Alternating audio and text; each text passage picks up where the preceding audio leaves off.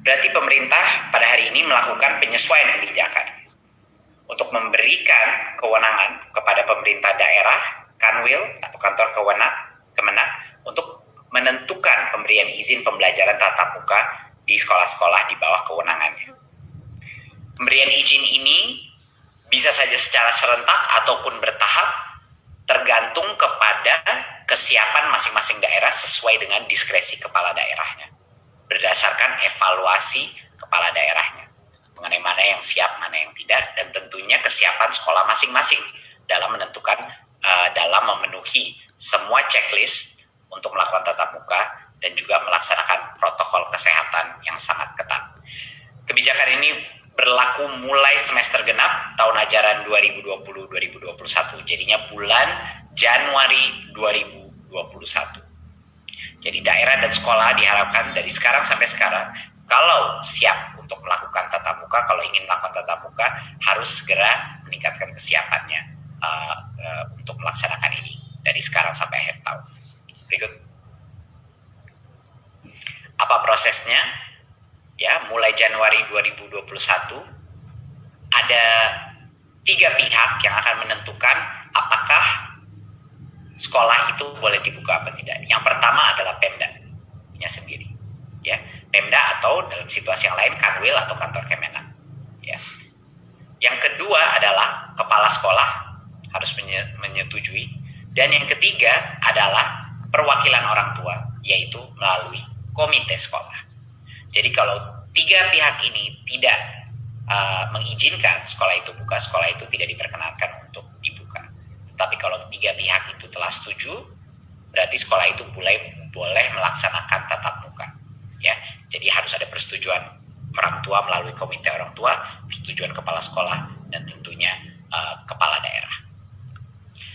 Kalaupun sekolahnya dibuka, ini harus saya tekankan sekali lagi, bahwa orang tua masih bisa tidak memperkenankan anaknya untuk datang ke sekolah untuk melakukan tatap muka.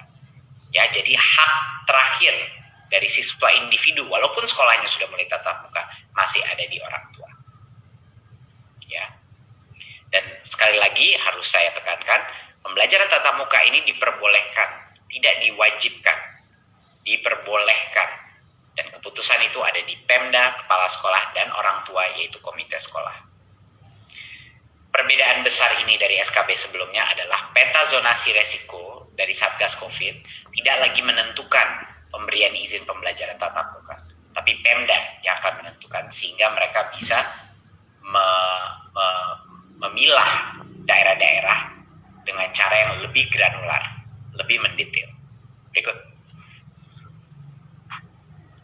Ini adalah salah satu contoh untuk mengilustrasi bahwa bagi kepala daerah, mereka bisa melakukan pembukaan itu secara serentak atau secara bertahap.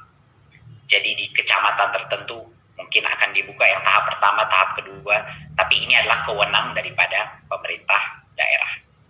Ya, tidak harus semuanya serentak, tidak harus bertahap kalau mau. Ini adalah keputusan dari Pemda. Jadi fleksibilitas ini diberikan berdasarkan evaluasi Pemda terhadap tingkat keamanan kesehatan COVID di daerah-daerahnya masing-masing. Berikut.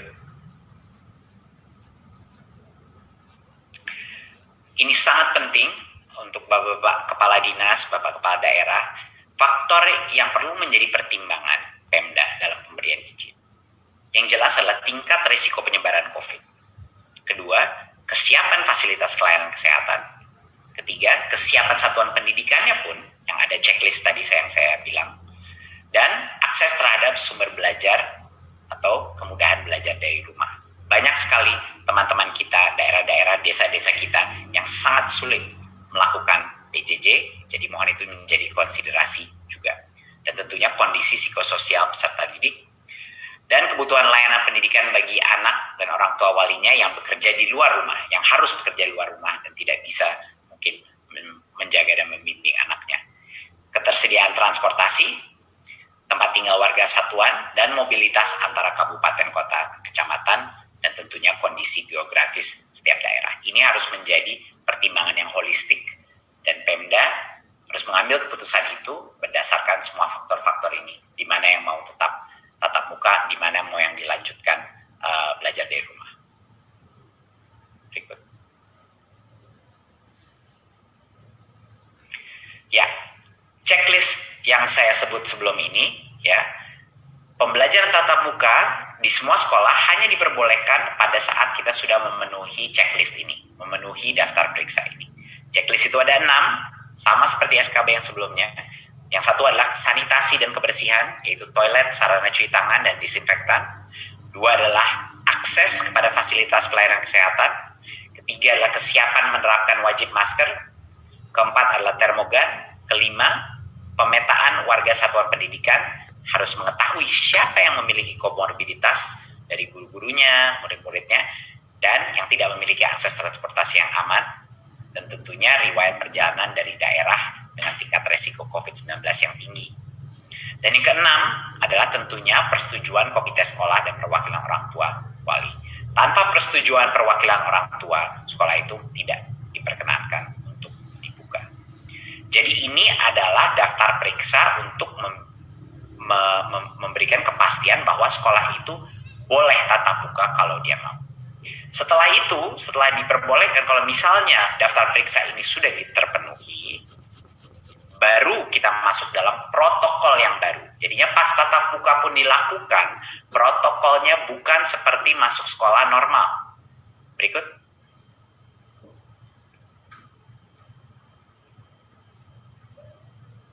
Ya, ini adalah salah satu poin yang terpenting, dan banyak sekali juga masih ada mispersepsi bahwa kalau kita melakukan pelajaran tatap muka, bahwa itu seperti sekolah biasa. Ini tidak benar, dan mohon juga dibantu disosialisasikan di masing-masing daerah, bahwa kalaupun sekolah itu sudah memenuhi semua kriteria dan checklist untuk melaksanakan pembelajaran tatap muka, protokol kesehatan yang ketat harus masih dilaksanakan. Ya, yang pertama ini adalah standar. Yang pertama yang terpenting adalah kapasitas maksimal itu sekitar 50% dari rata-rata. Jadinya mau tidak mau semua sekolah harus melakukan rotasi atau shifting. Ya, tidak boleh kapasitas full.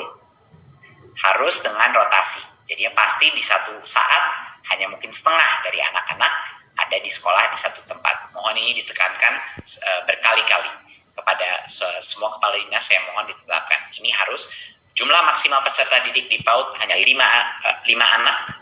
Biasanya kan 15, sekarang 5. Jumlah peserta didik di pendidikan dasar menengah 18 anak maksimal per kelas, yang biasanya 36, dan untuk SLB maksimal 5 anak. Jadi sistem bergiliran atau shifting ini harus dilakukan.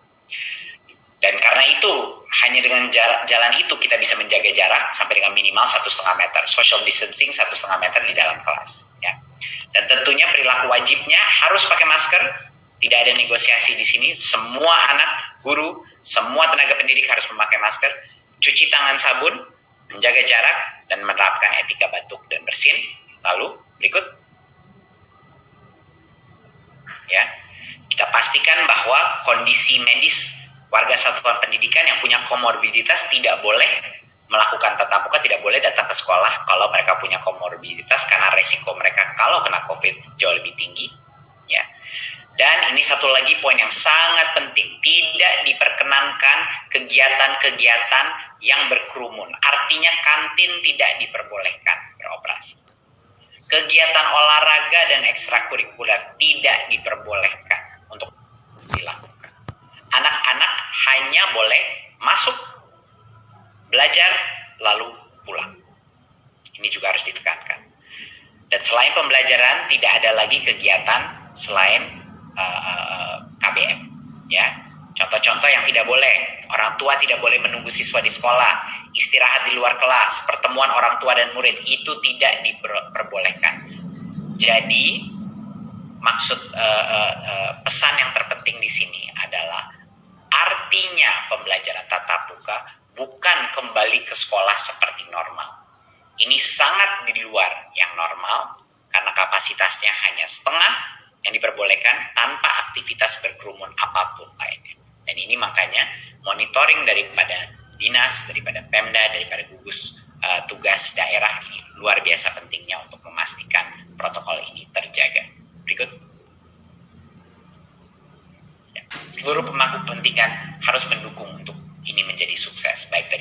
pemerintah pusat, Satgas, masyarakat sipil, sekolah, dan orang tua. Ini luar biasa pentingnya peran mereka dalam melakukan monitoring dan evaluasi untuk menjaga keamanan siswa-siswi kita, guru-guru kita, orang tua, dan tentunya nenek kakeknya, anak-anak yang tinggal di rumahnya mereka juga. Jadinya di pemerintah daerah pun, Dinas Pendidikan, Kesehatan, dan Perhubungan harap semuanya berkoordinasi untuk memastikan bahwa anak kita bisa kembali ke sekolah, tetapi dengan keamanan kesehatan yang terbaik yang bisa kita lakukan. Berikut. Terima kasih Bapak Ibu. Jadi sekian adalah presentasi saya. Semoga memberi kejelasan, semoga juga memberi harapan bagi banyak sekali anak-anak kita yang sangat sulit melaksanakan PJJ. Berdasarkan data kita yang sebelumnya, pada saat kita melakukan relaksasi seperti ini, bahkan masih akan makan waktu berbulan-bulan karena pemenuhan checklistnya dan juga perizinannya. Itu akan ada proses dan ada jeda waktu. Tapi kalau kita tidak memulai sekarang, memasuki dan berlatih melakukan new normal ini, saya rasa loss of learning dan resiko psikososial kepada satu generasi anak-anak kita di Indonesia bisa menjadi permanen. Dan itu suatu resiko yang kita harus tangani segera. Terima kasih. Wassalamualaikum warahmatullahi wabarakatuh.